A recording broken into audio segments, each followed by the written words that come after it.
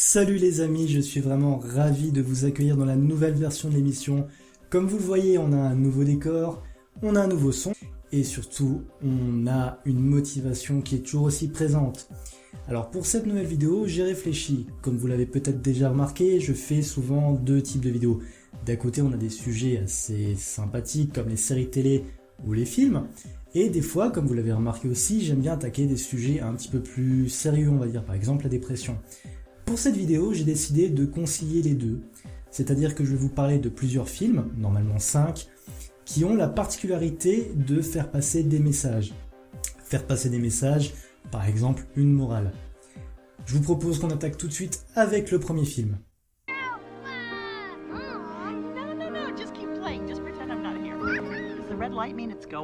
I've been cold, I've been hungry, now for a while, I guess most of my dreams have come true, with it all. Andy's going to college, can you believe it? Mom, I'm not leaving till Friday. Toy Story. Alors avant de commencer à parler de Toy Story 3, je tiens à vous le dire, les Toy Story c'est vraiment du très bon film. Vous pouvez les regarder quand vous êtes enfant, vous pouvez les regarder quand vous êtes adulte, et dans chaque cas, vous trouverez des choses que vous n'avez pas vues avant. Notamment dans Toy Story 3. Toy Story 3 est un film qui est, encore une fois, qui est un très bon film, mais qui a la particularité d'attaquer un sujet super grave, puisqu'il attaque, sur sa fin, le suicide. Ouais, dans Toy Story, c'est assez surprenant, mais je vais vous expliquer dans quelques instants. Vers la fin du film, les personnages du film, donc les jouets, sont dans une casse, et plus précisément dans une fournaise, c'est-à-dire qu'ils sont tous dans un four gigantesque, sur le point de mourir brûlés.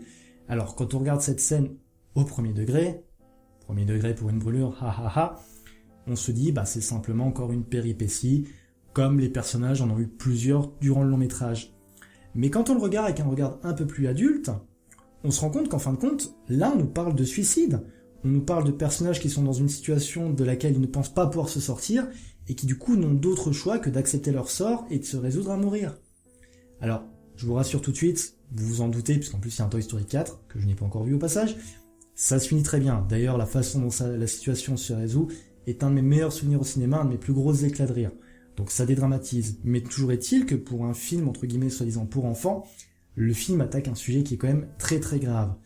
Et je trouve ça super intéressant, d'autant plus dans un film pour enfants, puisque réussir à faire passer un sujet comme ça, faut y aller comme ça. Mais encore une fois, comme vous le savez probablement, les Toy Story sont entre autres réputés pour la qualité de leur écriture.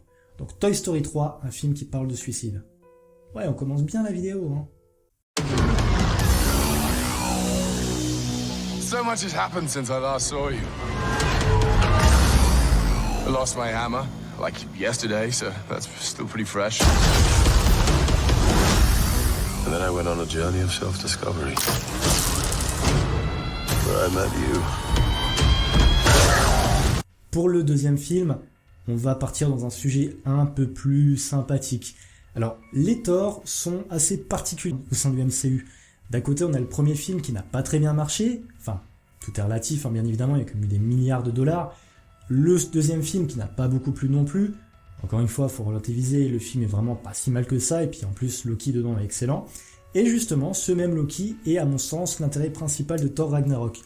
Alors, Thor Ragnarok, c'est un film qui a plein d'action, bien évidemment, c'est un film du MCU. Il y a plein d'humour, d'ailleurs Chris Hemsworth est très bon dans un rôle comique, puisqu'en plus elle arrive à rendre Thor drôle, sans le rendre ridicule. Le personnage frise plusieurs fois avec ce fameux ridicule, mais jamais il tombe dedans, et ça je trouve ça super cool.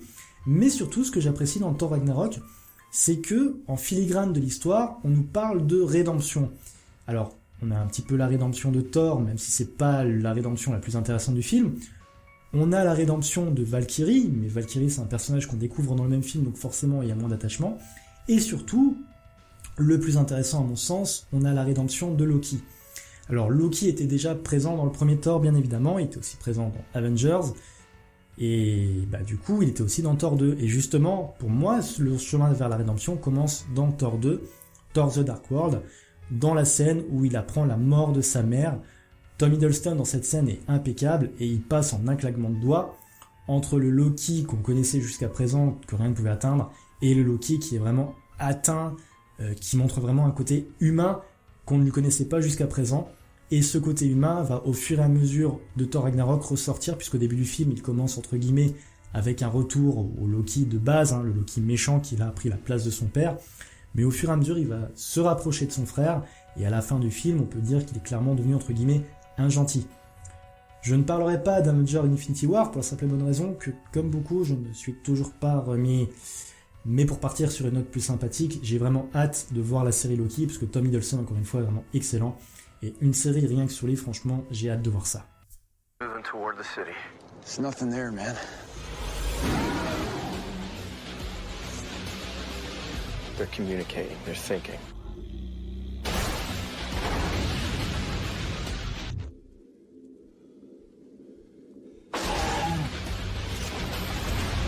La saga des morts-vivants de George Romero, le regretté George Romero, a toujours été très politique. Pour s'en convaincre, il suffit de regarder le premier film, La Nuit des Morts-Vivants, et surtout sa fin, qui est vraiment très prenante. Je dirais même que la chose la plus effrayante du film, c'est sa fin. Pourquoi ? Parce que la fin du film est très réaliste. Je vais pas vous la spoiler, parce que quand on ne la connaît pas, elle fait vraiment un effet. Donc au lieu de vous la spoiler, je vous conseille vraiment d'aller voir le film La Nuit des Morts-Vivants. C'est un petit peu vieilli, c'est en noir et blanc, mais franchement, ça vaut le coup. Mais aujourd'hui, le film de la saga qui nous intéresse, c'est Le Territoire des Morts. Le Territoire des Morts, ce que j'aime beaucoup avec ce film, c'est que déjà, bon, alors il y a le côté politique, mais on va revenir dessus dans quelques instants, mais déjà il y a un côté très comic book. Par exemple, le héros du film, joué par Simon Baker que j'adore depuis Le Mentaliste, a vraiment ce côté un peu héroïque qu'on trouve, encore une fois, dans certains comic books. Et ce côté comic book permet justement de faire passer un message politique de façon plus ludique et peut-être même de façon plus efficace. Le film notamment tacle pas mal George Bush, qui était à l'époque président des États-Unis, George Bush Jr., notamment avec la réplique que lui-même a prononcée lors d'un discours, « On ne négocie pas avec les terroristes ». Dans ce film, elle est prononcée par Dennis Hopper, malheureusement qui nous a quittés également. Mais ce qui est aussi très intéressant dans ce film, c'est que c'est à mon sens un des rares films qui arrive à donner une fin satisfaisante à une histoire de zombies. Dans ce film, contrairement à beaucoup de films du genre, les zombies ne sont pas simplement une excuse scénaristique pour mettre les protagonistes en danger. Là, ils ont vraiment leur identité, et on peut même reconnaître certains personnages, notamment leur leader, Big Daddy. Big Daddy, c'est le nom qu'il a, mais il n'est pas appelé comme ça dans le film, c'est juste le nom qu'on lui a donné. Et la fin du film est super intéressante, je vais vous la spoiler, donc je vous préviens. À la fin du film, les humains et les zombies décident tout simplement de partir chacun de leur côté. La morale du film, pour résumer, c'est « Tu m'emmerdes pas, je ne te boufferai pas la cervelle ». Et j'ai trouvé ça super intéressant puisque, tout simplement, quand on regarde, c'est un film du coup qui nous parle, en quelque sorte, de tolérance.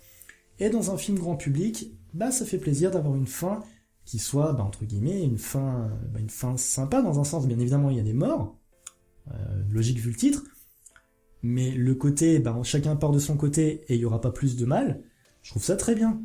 C'est vraiment, ne serait-ce que pour ça, je vous conseille ce film, mais encore une fois, c'est pas le seul avantage.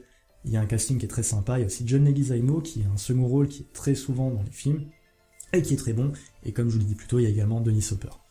Et pour ceux qui aiment bien, entre guillemets, les personnes agréables à regarder, il y a Asia Argento qui est vraiment sublime.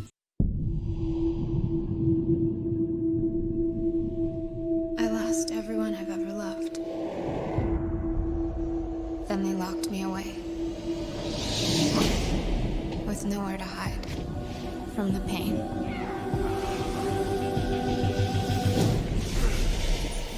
En quatrième film, je vais vous parler d'un film qui pour moi est une grande injustice. Je m'explique.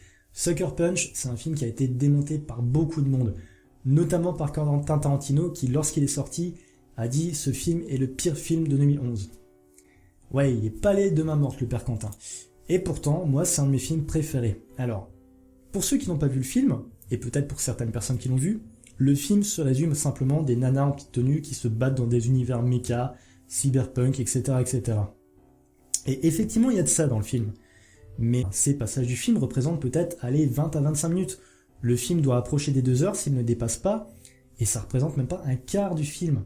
Sucker Punch, c'est l'histoire d'une personne, Baby Doll, qui se retrouve dans un institut psychiatrique qui est sur le point de se faire lobotomiser, et pour échapper au quotidien de cet hospice, elle s'invente tout un monde imaginaire dans lequel tous les personnages qui l'entourent vont jouer un rôle.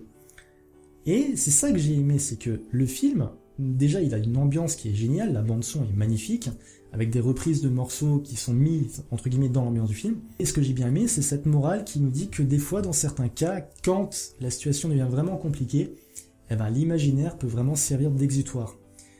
Alors, déontologiquement, je ne sais pas si dire que imaginer des choses peut permettre de faciliter la situation du personnage qui est quand même sur le point de se faire lobotomiser. Ça, je n'arrive pas à me prononcer là-dessus. Mais rien que pour l'idée de base, bah franchement, c'est un film que j'apprécie beaucoup. Et ce qui est intéressant, c'est qu'au fur et à mesure qu'on le regarde, on peut développer de nouvelles pistes et de nouvelles analyses, puisque le film peut se voir de plusieurs façons différentes. Et rien que pour ça, c'est un film que je vous conseille. Si vous ne l'avez pas déjà vu, regardez-le. Si vous l'avez déjà vu, bah essayez de le regarder de nouveau avec un autre regard. Voilà, Sucker Punch, c'est vraiment cool, c'est très sous-estimé. Un peu comme Zack Snyder. C'était pas si mal Batman contre Superman en le revoyant. Because when you're alone as a kid, the monsters see you as weaker. You don't even know they're getting closer. Till it's too late. Et pour finir cette vidéo, je vais vous parler de ça, chapitre 1. Pour deux raisons, déjà parce que c'est un film qui déchire, et de deux, je me dis que ça peut être sympa de surfer sur l'arrivée du deuxième chapitre qui arrive dans quelques jours au cinéma. Alors évidemment, ça c'est avant tout l'histoire d'un clown qui bouffe des enfants, ce qui est probablement le résumé le plus bête qu'on puisse en faire. Mais quand on regarde, si on regarde le film sous le principe de la métaphore, c'est surtout un film qui nous raconte les difficultés de l'enfance. Quand on regarde le film, on a des enfants qui doivent faire face à leur peur, on a des enfants qui sont maltraités par d'autres enfants, et ça je pense qu'on est beaucoup à l'avoir vécu, et on a des enfants qui commencent à lier des liens super importants d'amitié et d'amour. Ce que je trouve assez intéressant avec ça, c'est que quand on enlève les scènes de jumpscare, qui sont très efficaces, c'est pas le problème, et quand on enlève ces scènes, je trouve que le film n'est plus tellement effrayant. Et du coup, la morale du film ressort d'autant plus. D'ailleurs, je vais vous donner un petit conseil pour ceux qui n'ont pas regardé le film parce qu'ils ont peur des clowns ou peur des jumpscares. Bon, si vous avez peur des clowns, ça va pas beaucoup vous servir, mais si vous avez peur des jumpscares, vous pouvez regarder le film, mais baissez un peu le son. De cette façon, les jumpscares seront beaucoup moins stressants, et vous verrez qu'une fois enlevé ça, le film est plus si effrayant que ça. J'ai jamais autant dit ça dans une vidéo. Du coup, regardez le film et vous verrez, la morale se voit, elle est très simple à voir, peut-être plus que pour les autres films dont j'ai parlé, mais comme j'aime bien le film, je voulais absolument vous en parler aussi. Ce que je trouve assez hilarant, c'est une histoire de clown, vous suivez, ce que je trouve assez hilarant, c'est que au final, si on enlevait les scènes un peu gore et les jumpscares, c'est un film qui pourrait très bien parler aux enfants, puisqu'au final, c'est plein de bons messages, des messages que les adultes auront probablement déjà inconsciemment assimilés, mais que les enfants, à cet âge-là, eux n'ont pas fait, donc ce serait cool qu'ils fassent une version de ça tout public. Ouais, ce serait cool, ça pourrait marcher. Voilà, c'est tout pour cette vidéo, j'espère qu'elle vous a plu, je vous cache pas que j'ai galéré, je l'ai tournée 3-4 fois, et heureusement sur la fin, grâce à un coup de main d'amis, merci Laurent, j'ai pu la tourner enfin dans les conditions où je voulais. N'hésitez pas à partager cette vidéo, à mettre un pouce vers le haut, à vous abonner à la chaîne, à activer les notifications, toutes les choses habituelles, il y a les réseaux sociaux, Twitter, Facebook, Twitch, Instagram, enfin bref, il y en a une pelletée, je vous mettrai les liens, et je vous dis à très bientôt pour la prochaine vidéo. Peut-être pas une semaine, puisque maintenant j'ai ma seconde émission sur la chaîne Post-Catch qui me prend aussi du temps, mais je vous dis à très bientôt dans tous les cas. Allez, salut les amis!